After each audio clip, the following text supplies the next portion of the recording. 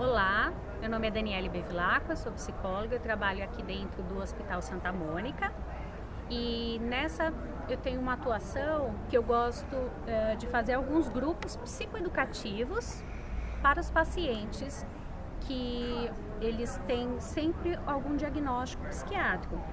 Porém, acontece que grande parte da população se beneficiaria também com essas informações.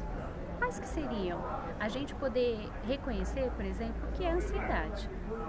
Então, a ansiedade, que às vezes a pessoa confunde com agitação ou com alguma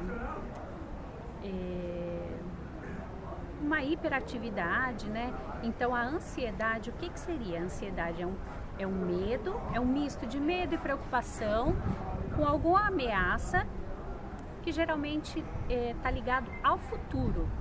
Então, o medo, antigamente, era por questões fisiológicas, ele foi muito importante para o nosso desenvolvimento. Né? Se a gente for pegar desde o homem primata, ele tinha o quê? Ele tinha uma necessidade de fugir de predadores. Então, essa ansiedade fazia com que ele fizesse um planejamento para entrar em contato com alguns perigos, por exemplo, um leão. Nos dias de hoje, a gente não tem mais isso. Não tem mais um leão para a gente poder fugir. O que seria os medos e o que provocam ansiedades nas pessoas hoje em dia? Então, a ansiedade ela é provocada pelo medo de perder o emprego, pelo medo de perder o amor da pessoa que é amada por ela. Então, que ela desenvolve um relacionamento e tem medo que se rompa esse relacionamento, ou medo de fracassar. Então, é sempre um medo de algo que pode acontecer negativamente no futuro. Então, eu posso me casar e eu posso ficar muito ansiosa. É uma coisa positiva? É. Só que o que está aliado com as minhas inseguranças, de repente não poder dar conta daquelas novas atribuições dentro da minha vida. Então, o ser humano é complexo. E nessas questões psicológicas vão trazendo também conexões com o próprio corpo. Eu vou ter alguns sintomas que vão ser psicológicos, né, de mal-estar, de sensação de aperto no peito, eu posso ter agitação junto, por isso que as pessoas confundem um pouco o que é agitação e o que é ansiedade.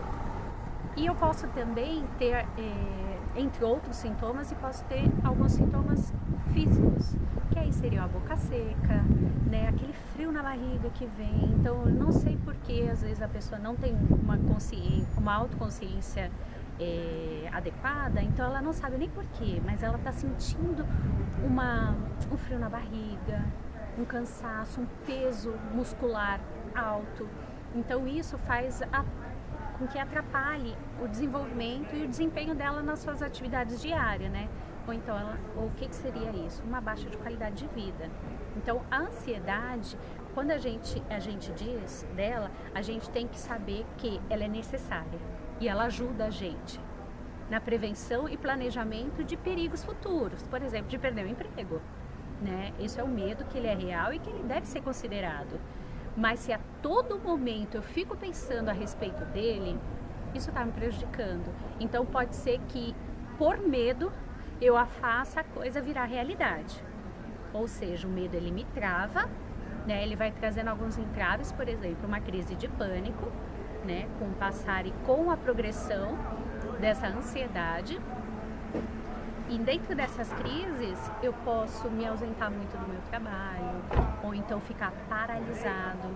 Então, vão ter várias questões e complicamentos quando a gente pensa em ansiedade, né?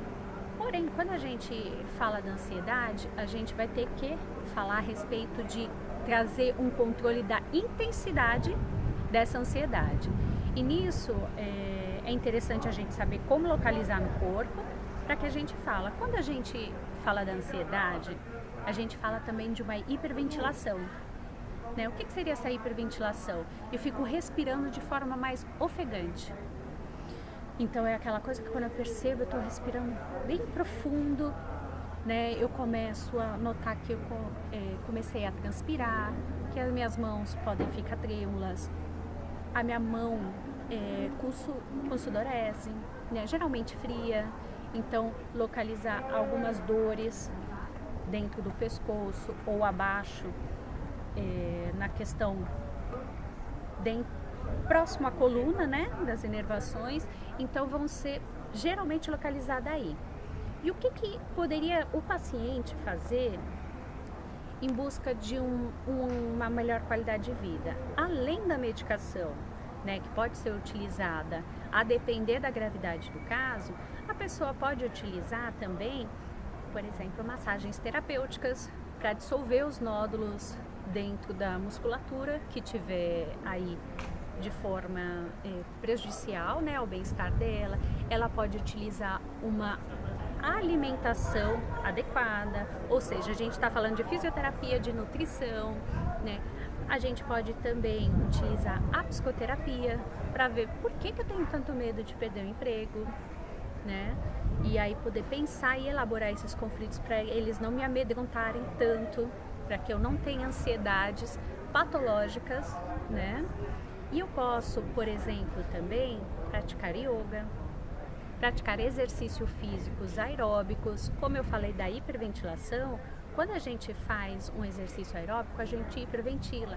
Então, a gente acaba liberando alguns hormônios que estão relacionados com a sensação de bem-estar, né? E esses hormônios vão provocar aí um relaxamento, até da contratura muscular.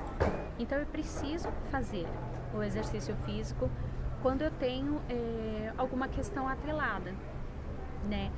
Não que para o resto da população não seja bom e benéfico, mas para paciente que tem uma questão de ansiedade, a gente vê que é muito importante. Bastantes estudos mostram a possibilidade de melhora do paciente com isso, tá? E o interessante também que a gente vê esses exercícios aeróbicos, eu posso dar alguns exemplos.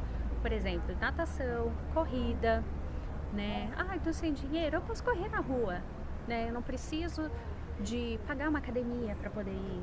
Ah, estou sem dinheiro, o que eu posso fazer? Eu posso dançar, né? Então são atividades que sejam regular e pelo menos 30 minutos, né? Se a pessoa não conseguir fazer diariamente, pode passar mais durante a semana, mas é necessário que ela o faça, tá? Então são alguns recursos que a gente pode utilizar para otimizar o tratamento.